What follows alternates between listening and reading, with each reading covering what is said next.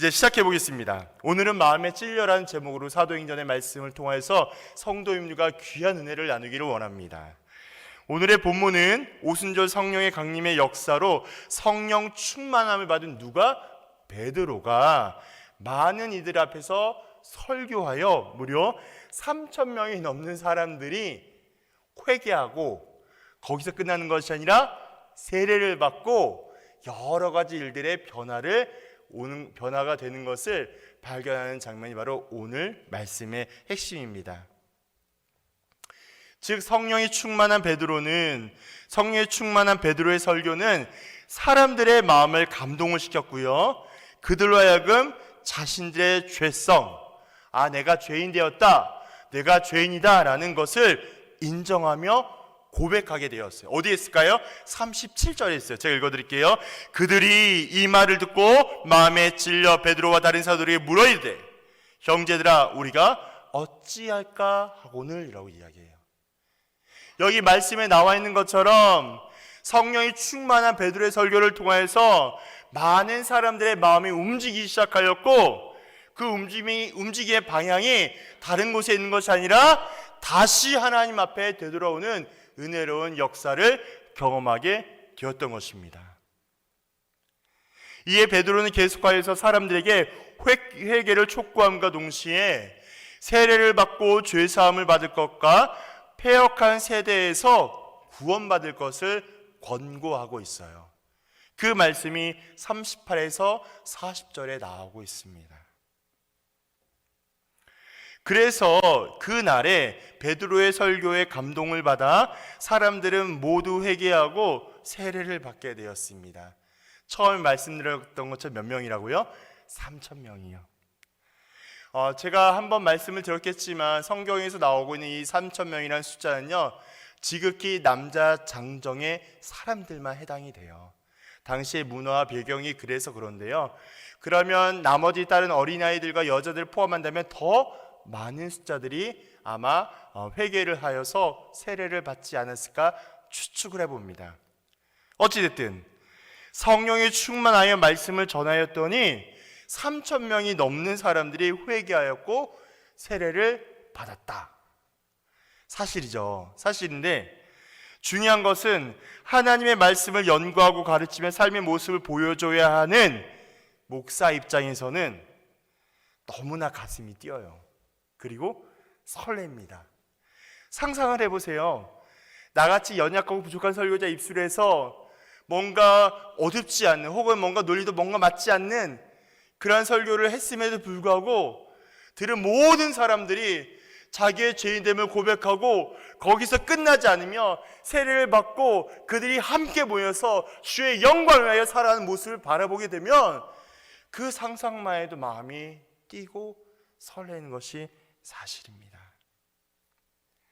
보통 설교를 준비하며 선포할 때 여러 가지 모습과 변화들이 있지만 베드로처럼 단번에 설교하여 많은 이들을 변화시킬 수 있는 것은 오직 하나님께서만이 가능한 일입니다.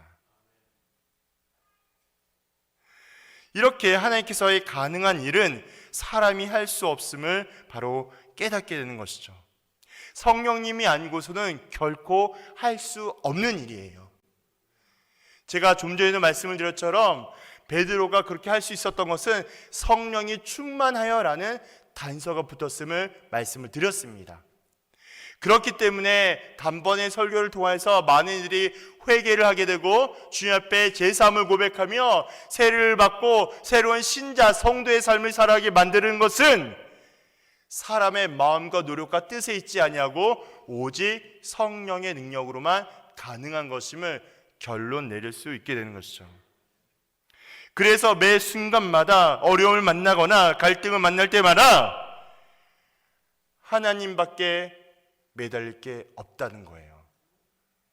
우리의 크고 작은 문제를 만날 때마다 우리 안에 있는 지갑 안에 있는 전화기를 꺼내는 것이 아니라 그 자리에 하나님의 존귀와 위엄을 인정하고 무릎을 꿇는 거예요. 그것이 신자의 모습입니다. 눈에 보이고 귀에 들리는 것은 사람이 하는 것처럼 느껴질지 모르겠지만 이를 행하시고 완성하신 분은 오직 삼위일체 우리 하나님밖에 없습니다. 그러므로 하나님의 모든 일들과 세상의 모든 돌아가는 일들은 세상과 환경이 하는 것처럼 여겨질지 모르겠지만 우주 만물을 창조하시고 운행하시며 섭리하시는 하나님의 질서 안에 있음을 기억하셔야 합니다. 성령이 충만한 베드로의 설교를 듣고 회심한 사람들은 다 같이 모이기를 사모하였습니다. 그 말씀이 42절에 있어요. 읽어드릴게요. 그들이 사도의 가르침을 받아 서로 교제하고 떡을 떼며 오로지 기도하기를 힘쓰니라. 그 전까지 성령의 충만한 설교를 듣고 회개하여서 세를 받았던 모든 사람들이 어떻게 하였냐면 바로 모이기를 시작하였고 거기에 끝나는 것이 아니라 모이는 것을 사모했음을 알 수 있습니다. 그들이 모여서 무엇을 했냐면 간략하게 세 가지로 나눌 수 있는데요. 첫 번째는 사도들의 가르침을 받았다라는 거예요. 그들이 모였을 때 아무런 이유와 의미 없이 시간을 보낸 것이 아니라 하나님께서 택하시고 지으시고 또한 세우신 사도들의 가르침을 받았다라고 이야기합니다. 두 번째는 가르침대로 서로 교제하고 떡을 떼었습니다. 그들이 떡을 떼고 교제하고 있는 분명한 기준과 기초는 어디에 두고 있냐면 사도들의 가르침에 있었다라는 것이 중요하죠.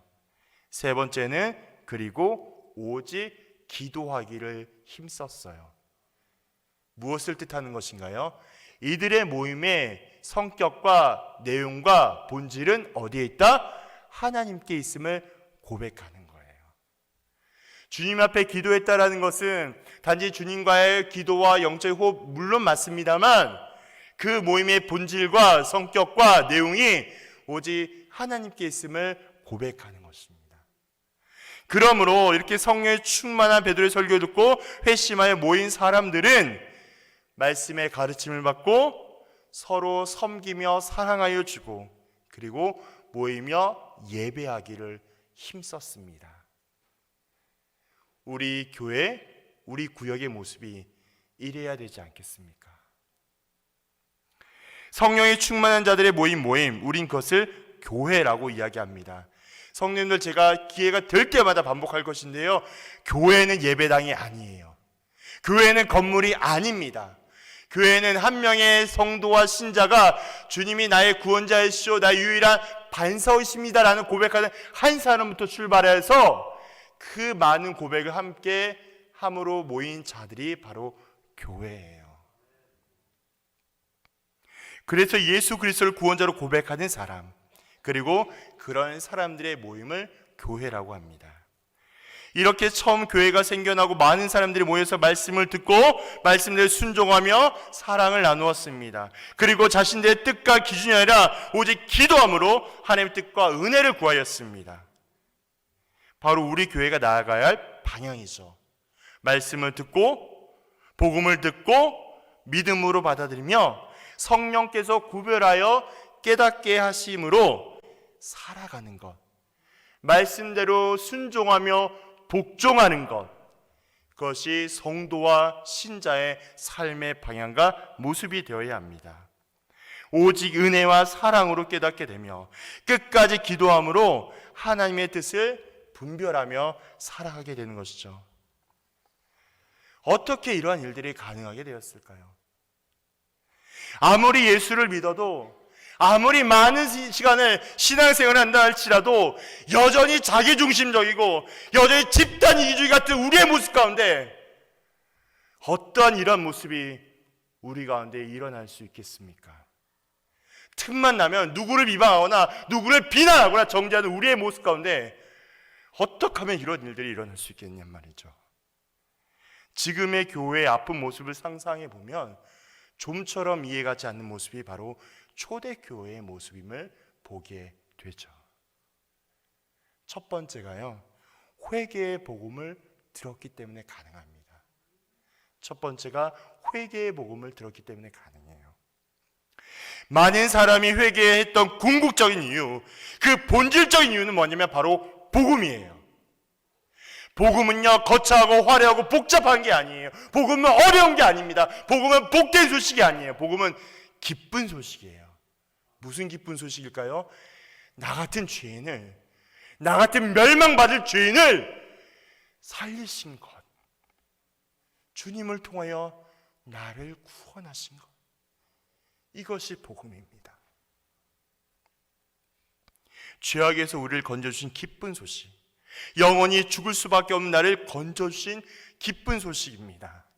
그래서 복음은 가장 분명하고, 복음은 가장 단순하며, 복음은 가장 확실합니다.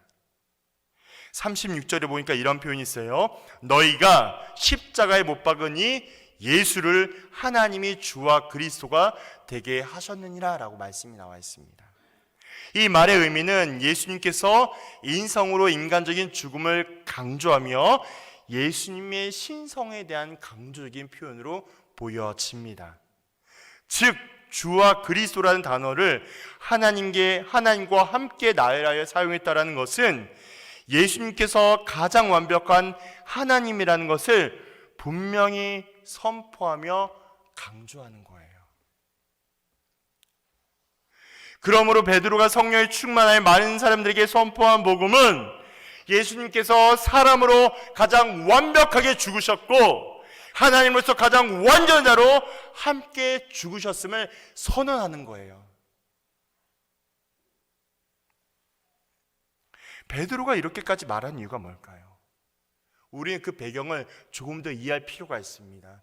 왜 베드로가 신성과 인성의 완전한 죽음을 강조하며 설명하고 있겠습니까? 이제까지 많은 유대인들에게 가지고 있었던 잘못된 메시아 사상이 있었기 때문에 그렇습니다. 무슨 말일까요? 오랜 시간 동안 이스라엘 백성들은 로마의 핍박과 악재로부터 구원해주고 가장 부강하며 힘 있는 나라를 세워줄 유일한 한 사람을 기대하며 소망했습니다. 그런데 우리 예수님의 모습은 어떠했습니까? 고아와 가난한 자의 친구가 되어주고 모든 사람들이 꺼려하는 질병을 가진 자들을 직접 찾아가서 치료해주고 나병 환자와 귀신 들린 자를 치료해주는, 도무지 이해가 가지 않는 어려운 하나님의 나라의 복음을 선포하며 하나님의 구원의 사역을 이루어 가셨어요. 그렇더라면 지금 이들이 생각하고 상상하며 기대하고 있는 메시아의 모습이 전혀 아니라 예수님은 그저 하나님의 구원의 계획을 성실하게 묵묵하게 어디로 갔을까요? 십자가로 가요.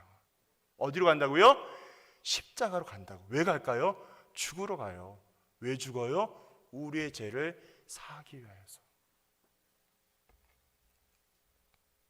그래서 베드로는 너희가 잡아 죽인 이 예수, 너희가 그토록 미워하고 핍박하며 멸시했던 이 예수, 온갖 살점을 뜯기고 피일며 세상의 죄를 짊어지고 하셨던 그 예수, 이 예수가 어떤 분인지를 가장 분명하게 설명하고 있는 거예요. 그래서 어떤 일이 일어났을까요? 37절에 보니까 그들이 무엇을? 이 말을 듣고 어떻게 했다고요? 마음에 찔렸대요. 제가 한 말 아니에요. 그죠? 잘 생각해 보세요. 우리가 많은 예배와 많은 구역 모임과 많은 어떤 방법을 통해서 성경의 말씀을 많이 들어요. 들을 때마다 막 이렇게 막 놀람도 있을 거예요. 근데 놀라운 사실은 자신이 말씀에 대한 사모함과 경계함과 기대함이 없다면 매 순간마다 예배와 말씀을 듣는다 할지라도 변화가 되는 것이 아니라 그냥 지나가고 마는 경우들이 많다라는 사실이에요. 말씀 앞에 겸허히 받아들이는 게 아니라 그저 시간으로 보이는 우리의 약함의 모습을 보게 합니다. 그런데 오늘 말씀은 무엇을 말하고 있을까요? 말씀을 들었을 때 성령의 충만함으로 말씀을 사모함에 들었을 때 어떤 일이 일어나냐면 마음에 찔림이 생겨요. 찔림이 뭘까요? 자신의 죄를 발견한 거예요. 많은 설교자들과 목회자들이 이야기해요. 우리는 죄인이고 여러분의 죄를 가장 완벽하게 지고 있는 사람들입니다. 그래서 우리에게 필요한 유일한 한 대상이 바로 예수예요. 예수 말고 답이 없고 예수만이 진리고 예수가 있어야지만 우리의 삶의 문제가 해결될 수 있어요. 세상에서 잘 나가고 세상에 좀 더 먼저 만족이 되고 성공한 것 같고 권리 있고 힘 있는 것 같아도 그게 중요한 게 아니라 이 땅에 영원하지 않는 삶에 우리가 목매는 것이 아니라 예수의 복음을 위해 사는 예수의 사람이 되어야 해요.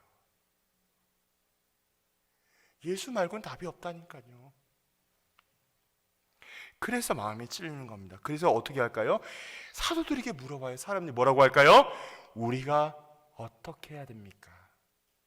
마음에 찔렸잖아요. 그리고 우리가 어떻게 하냐고 물어봅니다. 이런 반응은 매우 당연한 반응이에요. 복음을 통하여 성령께 깨닫게 하심을 얻을 수 있는 유일한 반응이에요.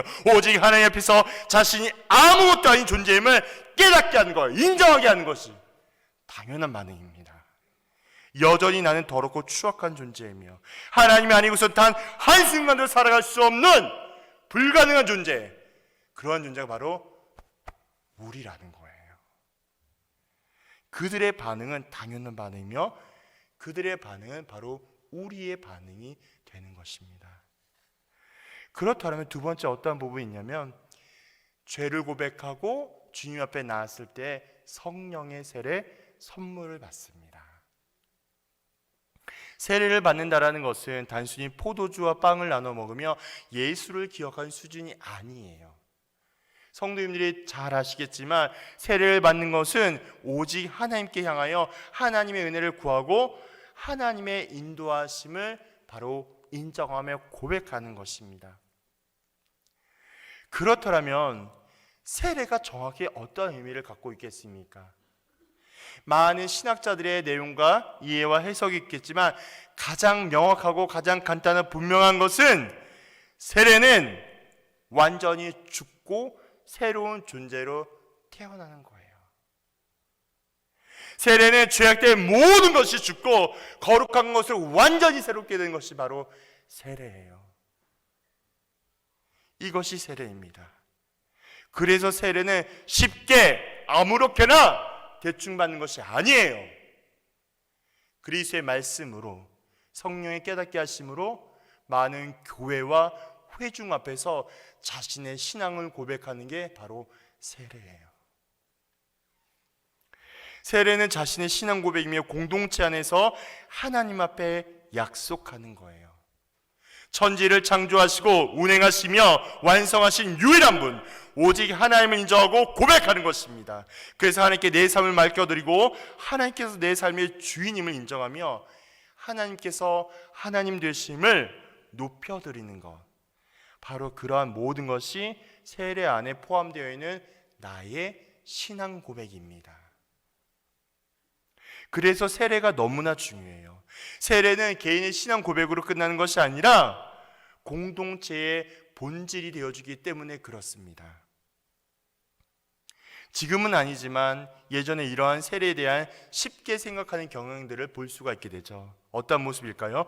처음 교회에 나와서 6개월 이상 지나면 좀 학습 좀 해보지, 학습 좀 해봐. 그 다음에 6개월이 지나면 학습 받았잖아, 세례하면 돼. 금방 끝나, 뭐 이거 하면 돼. 이러한 모습들이 조금씩 예전에 보였었죠.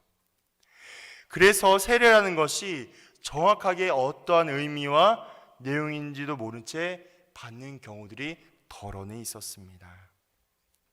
그러다 보니 어떤 문제가 발생할 수 있을까요? 그렇게 지나가다 보니까 신앙적으로 작은 문제와 어려움을 만난다 할지라도 말씀과 기도로 해결할 것이 아니라 환경과 세상을 탓하며 하나님을 저버리고 믿음을 버리는 행위들이 여실하게 드러납니다.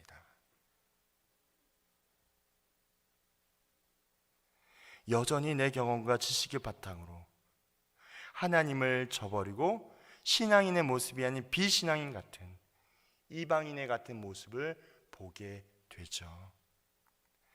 그래서 우리가 기억해야 될 것은 회개의 복음을 듣고 성령께서 깨닫게 하심이 작동되어 변화할 수 있는 것은 바로 성령의 선물인 세례입니다. 세 번째는요, 성령의 세례는 가장 중요한 핵심 가치가 있는데 뭐냐면 온전한 죄사함이에요. 뭐라고요? 성령의 세례는 온전한 죄사함이 꼭 있습니다. 세례를 받을 때 반드시 경험한 것인데 그것이 바로 죄사함이에요. 근데 우리 성도님들이 어떻게까지 이해를 하시는지 모르겠습니다만은 죄사함의 의미는 원죄만의 죄를 사해 주는 것을 의미하지 않아요. 다시 설명을 드리자면 죄사함이라는 의미는 아담으로부터 흘러오는 그 원죄만을 깨끗하게 했다가 아닙니다. 원죄 플러스 원죄 포함하여 우리가 짓고 있는 모든 자범죄까지, 자범죄라고 이야기하면 과거, 현재, 미래 내게 올 수 있는 모든 죄악들까지 주께서 온전히 죄를 사하여 주셨어요. 이것이 죄사함의 의미며 내용이며 범위입니다. 그래서 온전한 죄사함의 은혜 얻은 자들, 바로 다시 표현하면 구원의 감격과 기쁨을 얻은 자들은 삶의 방향과 목적과 그 목표가 달라요. 성도와 신자의 모습과 모습이 달라야 돼요. 왜? 죄사함의 은혜와 구원의 감격을 바로 경험한 사람들이기 때문에 분명히 달라야 해요. 만약 죄가 해결되지 않는다면 상상할 수 없는 형벌을 감당해야 됩니다. 뭘까요? 지옥에 가요. 천국이 있잖아요. 지옥 반드시 있어요. 지옥은요, 우리 성도님이 상상할 수 없는 그 이상의 고통과 멸망과 아픔과 눈물이 존재하는 곳. 그래서 천국과 지옥 중간이 없어요. 이미 지옥 가는 자들은 거기서 머물 수밖에 없습니다. 방법이 없어요. 예수를 믿지 않고는 방법이 없습니다. 그래서 끊임없이 이 복음의 능력과 복음의 비밀함이 너무나 중요하기도 합니다. 한 번 지옥 간 자는 절대 되돌릴 수가 없습니다. 그래서 끝을 모르는 고통과 아픔을 경험하게 돼요. 하지만 우리는 거기서 끝나지 않습니다. 우리는 예수를 믿음으로 말미암아 예수를 구원자로 고백함으로 인하여서 지옥에 가지 않아도 돼요. 영원한 고통도 아니고 슬픔도 없는 곳, 기쁨과 감사함과 행복이 넘치는 곳, 바로 천국에 들어가게 됩니다. 하나님께서 함께 하신 천국, 이것을 다른 표현으로 한다면 죄사함의 은혜를 얻은 것이에요. 천국에 사는 기쁨은요, 죄사함을 얻은 자의 기쁨이 되어줍니다. 그래서 성령 세례를 얻은 자들은 이렇게 죄사함의 기쁨을 온전히 경험한 자들을 의미하고 있습니다. 이렇게 복음을 듣고 회개함으로 세례하고 죄사함의 은혜를 얻은 자들은 하나님과 함께하는 은혜를 누릴 수 있게 됩니다. 모이기를 힘써하며 하나님의 나라의 복음을 기억하고 복음의 능력대로 살아가기를 소망합니다. 그것이 교회예요. 교회는 여러 것을 감당하며 노력하겠지만 세 가지 핵심의 가치가 있습니다. 첫 번째 뭐가 있냐면 사도들에게 가르침을 받아요. 교회의 핵심 가치인 세 가지 중에 첫 번째가 사도들의 가르침인데요, 사도들의 가르침은 오직 그리스도의 말씀을 의미합니다. 이 그리스도의 말씀은 하나님의 교훈하심에 기초하고 있어요. 예수님의 말씀을 잘 가르침을 받고 기억하며 살아갑니다. 일상의 자리에서 하나님의 말씀을 잊지 않으려고 노력해요. 말씀은 말씀일 뿐인 거고 하는 자세와 마음은 하나님과 멀리할 뿐만이 아니라 하나님을 부인하는 자리에 그런 죄의감을 기억하셔야 돼요. 그래서 우리 가운데 이 말씀이고 오늘 설교는 설교고 내 삶에 이렇게 해도 하나님 은혜가 넘치는 분이니까 괜찮아요, 이런 마음들이 하나님과 멀리하게 되는 죄악의 지름길이에요. 두 번째 핵심 가치는요, 서로 떡을 떼고 교제해요. 이것은 단순히 먹고 마시는 의미가 아니라고 말씀을 드렸어요. 예수님의 죽음과 부활을 기념하며 마지막 제절과 함께 식사하셨던 예수님의 성만찬을 의미합니다. 이런 의미가 제자와 사도의 가르침을 따라 서로 떡을 떼고 교제하게 돼요. 결국 이 모든 것은 배불리 먹고 마시는 것에 끊이지 않고 이렇게 떡을 떼고 교제했다는 말의 의미는 어떤 중심이 있냐면, 말씀을 배웠다면, 가르침을 배웠더라면 배운 대로 삶의 자리에서 실천하라는 거예요. 어떻게 하라고요? 배운 대로 실천하라고. 말씀대로 서로 사랑하며 말씀대로 서로 섬겨주며 필요의 공급을 하여 주고 아낌없이 내어주는 거예요. 그 내용이 어디에 있을까요? 제 말이 아니에요. 43절부터 자세하게 나와요. 초대교회 성도들이 어떻게 했는지 성경을 보면 알 수 있습니다. 세 번째, 교회 핵심 가치는요, 영적인 호흡, 기도를 쉬지 않았어요. 말로 형용할 수 없는 은혜를 얻은 자, 그렇게 회개하여 복음의 능력을 경험한 사람은 어떠한 반응하냐? 기도하게 돼 있어요. 생각해 보세요. 구원의 감격과 기쁨이 막 이렇게 있는데 하나님 나 너무나 좋아요, 너무 감사해요 딱 있는데 가만히 있을 사람이 어디 있어요? 조금이라도 하나님 만나고 싶지 않을까요? 조금이라도 하나님의 뜻을 알고 싶지 않을까요? 하나님을 더 만나고 싶지 않을까요? 저 같으면 그럴 것 같아요. 기도하는 건 구원을 얻은 신자로서 마땅히 할 수 있는 반응이에요.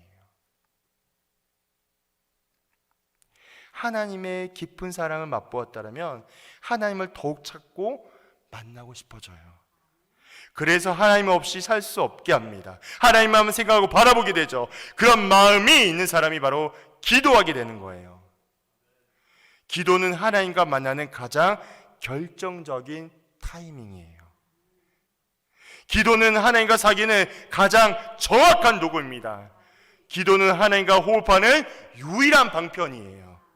기도 없이는 하나님을 결코 발견할 수 없고 만날 수 없습니다. 오직 기도만이 유일한 답이 되어 주어요. 오늘의 말씀을 통해 우리 어떤 적용을 할 수 있겠습니까? 두 가지로 좀 말씀을 드리고 싶은데요.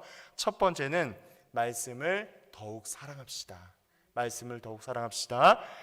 회개의 힘, 제3의 은혜, 세례의 능력 어디에 있겠습니까? 목사에게 있나요? 아니에요. 사람에게 있나요? 아니에요. 성경 안에서 많은 이적과 많은 기적을 행하실 때 예수님께서 어떤 걸 하셨냐면 오직 그리스도의 말씀으로 행하셨습니다. 복음의 핵심도 말씀이에요. 성도와 신자가 말씀을 사랑해야 할 이유는 성경에서 제시하고 성경에서 계시하였기 때문에 성경대로 살아가는 그 이유 때문에 말씀을 사랑하셔야 해요. 변하지 않는 참된 진리는 특별한 계신 오직 성경뿐입니다. 말씀을 사랑하는 것은 매우 당연한 것이에요. 말씀을 의지하는 것은 매우 당연한 것입니다. 아무리 세상에서 가장 지혜롭고 완벽한 지식이 있을지라도 성경보다 더 탁월할 수 없습니다. 오직 성경은 말씀의 육신이 되어 우리 가운데 거하시는 하나님 그 자체가 되시기 때문에 말씀이 이렇게 중요합니다. 그래서 다시 한번 권하여 드립니다. 매일 성경 앞에 가까이 하십시오. 말씀에 사로잡혀서 말씀의 능력을 경험하십시오. 말씀만, 지식만 많이 알아서 남을 향하여 내가 좀 큐티를 얼마나 했고 내가 묵상을 일주일에 한 6, 7번, 5번 했는데 이 횟수가 중요한 것이 아니라, 그래서 남을 향하여 비판하고 정죄하는 것이 중요한 것이 아니라 말씀을 통하여 어렵고 헐벗은 자들의 친구가 되어주고 억눌리고 힘겨운 자들의 친구가 되어주고 예수님께서 그렇게 사셨던 것처럼 예수님의 삶을 기억하고 말씀대로 살아가도록 노력해 주세요. 예배당에 나와서 오직 나의 기쁨과 유익과 만족과 문제에 집중하며 기도드리고 예배드리는 것이 아니라 예배를 통하여 하나님께 영광 돌리고 복음의 능력과 비밀을 깨달아 하나님께서 가장 기뻐하는 자, 소중한 예배자가 되어 하나님께만 영광 돌리기를 권면해 드립니다. 매일 말씀에 가까이 하면 가장 큰 변화가 있습니다. 어떤 변화가 있을까요? 제가 다른 성도님들에게도 몇 번 말씀을 드렸지만 성경을 묵상하면 묵상할수록 자신의 기도 제목이 구체화됩니다. 신방을 가거나 성도님들을 얘기할 때 여쭤봐요. 기도 제목이 뭐예요? 하면 당황해하세요. 한 번도 생각해 본 적이 없거든요. 분명히 보이거든요. 근데 말씀을 기억하고 말씀 묵상하는데 어떤 특징이냐면 내 안에 성령께서 작동하게 하여서 하나님께서 원하시는 갈로 가게끔 깨닫게 하고 구별하게 해주세요. 물어보면 줄줄줄 나옵니다. 그래서 기도 제목이 구체적으로 바뀌어지고 정리가 되며 내가 무엇을 어떻게 해야 할지 가장 명확하게 깨닫습니다. 중구난방으로 흩어져 있던 생각들이 차분하게 정리가 되고 하나님께서 원하는 길과 방향으로 재설정됩니다. 그러므로 성경을 가까이 하세요. 그러므로 매일 묵상하기를 권면드립니다. 이 말씀을 통하여 하나님이 주신 은혜와 평강이 더하기를 그리스도의 이름으로 부탁드려요. 두 번째는 어떠한 적용할 수 있냐? 구제와 섬기는 일, 선교한 일에 앞장서십시오. 오늘 공교롭게도 말씀을 준비하면서 이렇게 우리 목사님의, 담임 목사님의 설교의 흐름과 맥락이 이어지는 것을 보고 제가 깜짝 놀랐어요. 나도 많이 부족하고 약하지만 하나님 이 연약한 설교 사역을 통해서도 하나님의 일을 하고 계시는 거다라는 확신이 들었습니다. 이렇게 목사님들의 설교를 원고를 작성할 때요, 자신의 의지로 작성하는 것처럼 여겨질지 모르겠지만 아니에요. 그렇게 작성한다 할지라도 정작 강단에 올라와서 하나님께서 선포하게 하는 말씀을 하게 하십니다. 그래서 두 번째 적용점이 구제하고 섬기는 일, 선교일에 앞장서기를 소망해요. 회개하여 세례를 받고 모이를 힘쓰는 자들이 했던 것이 무엇일까요? 사도들의 가르침을 받았다라는 거예요. 제가 좀 전에 말씀드렸죠. 사도들의 가르침이 뭘까요? 바로 성경의 가르침을 받았다라는 겁니다. 그리고 그 가르침대로 오직 예수님의 말씀대로 교제하고 떡을 뗐어요. 가르침을 통하여 발견할 수 있는 것이 무엇이냐면 나누고 섬기며 실천하는 거예요. 누구를 위하여 나누며 섬기며 실천할 수 있겠습니까? 내년부터 새롭게 시작하는 선교 사역에 동참해 주십시오. 구역마다 부서마다 기도로 새롭게 시작하는 선교 사역에 동참해 주시기를 예수 그리스도 이름으로 부탁드립니다. 하나님의 나라의 복음의 사역이 온 열방 가운데 퍼져나가서 그 사역을 감당할 때마다 하나님을 만나는 우리 교회가 되기를 원해요. 이 열방의 선교를 통하여 우리 교회가 이름이 날려지고 교회가 확장되고 우리가 부흥되고 이거보다도 이 사역을 통해서 복음의 능력을 가장 먼저 맛보는 우리 교회 성도님들 되기를 축원드려요. 그래서 하나님이 가장 기뻐하는 교회, 그런 공동체가 우리 교회가 되기를 원합니다. 교회를 향한 전도와 선교는 선택이 아니에요. 그것은 내가 내 상황에 할 수 있고 없고의 차원이 아닙니다. 반대로 생각하여서요, 하나님 편에서 우리를 구원하기로 하실 때 이 사람은 구원할 수가 없겠는데, 이 사람은 구원할 형편이 안 되는데 라고 생각하여서 하나님 편에서 사람을 구원할 때 구원할 자와 구원하지 않은 자를 구별한다면 어떻게 되겠습니까? 말이 안 되겠죠. 맞습니다. 하나님께서 영원 전 창세 이전부터 선택하신 인간을 예수를 통하여 구원하기로 하셨습니다. 그리고 성령의 능력을 통해서 영원히 보증하여 주셨어요. 그러므로 은혜로 구원 얻은 우리 모두는 하나님의 구원의 은혜를 기억하며 기쁘게 전도하고 선교해야 합니다. 내 상황과 처지에 따르는 것이 아니라 마땅히 받은 은혜를 기억함으로 믿음으로 하시면 돼요. 그러면 어떤 일이 일어날까요? 채움의 은혜를 경험합니다. 어떤 일이 일어날까요? 기적의 은혜를 맛보게 돼요. 시간이 지나갔지만 너무 중요해서 짧게 나누고 좀 마무리하도록 하겠습니다. 제가 수원에서 사역할 때 중등부 아이들을 담당했어요. 그 김정은도 무서워한다는 중2 아이들을 많이 만났었거든요. 처음에 제자 훈련했는데 20명 가량의 아이들이 신청했어요. 코로나 없었을 때예요. 1년 가까이 아이들과 성경 공부하고 독서 나눔하고 숙제 내주고 막 이렇게 시간들을 보내고 있는데 그 아이들이 떨어져 나가서 한 10명 가량이 남아 있었어요. 이 친구들을 데리고 다른 회로 나가서 선교를 나갔어요. 첫 해는요 그냥 그저 그랬어요.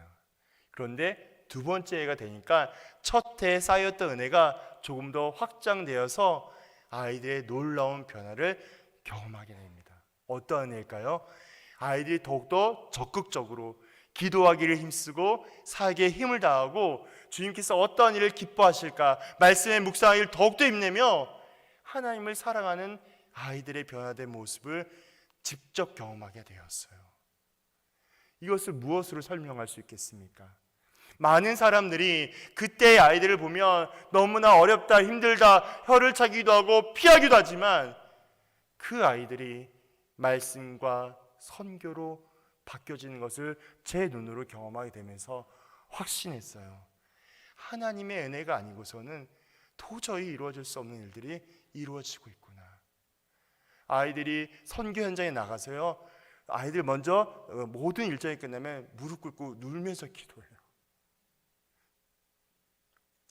그날 만났던 아이들을 생각하면서 랑카맹 대학교에서 만났던 아이들 생각하면서 울면서 기도해요.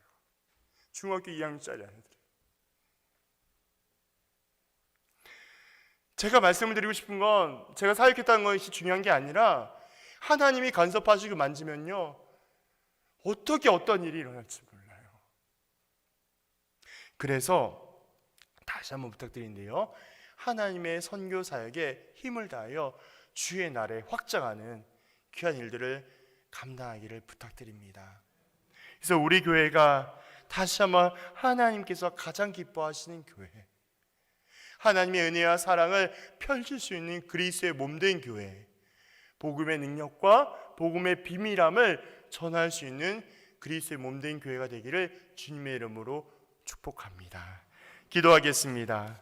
아버지 하나님, 오늘 이 밤 우리가 다시 한번 베드로의 말씀을 통하여 마음의 찔림을 받아 어떻게 해야 할지를 다시 한번 고민하는 시간이 되었습니다. 하나님, 우리의 약함과 부족함을 용서하여 주시고 우리의 교만함과 잘못됨을 용서하여 주시고 주님의 거룩한 십자가의 능력과 부활의 소망함으로 하나님의 은혜와 평강 가운데 거할 수 있도록 인도하여 주옵소서. 삶의 모든 것들을 주님께 맡기게 하여 주시고 어려움과 문제를 만날 때마다 문제보다 크신 하나님을 인정하며 하나님의 존귀와 영광 앞에 또한 주님께 모든 것을 맡겨드릴 수 있는 우리 모두가 되게 인도하여 주옵소서. 주님께 모든 것을 의탁드리오며 살아 역사하시고 부활하신 예수님의 이름으로 기도하옵나이다. 아멘.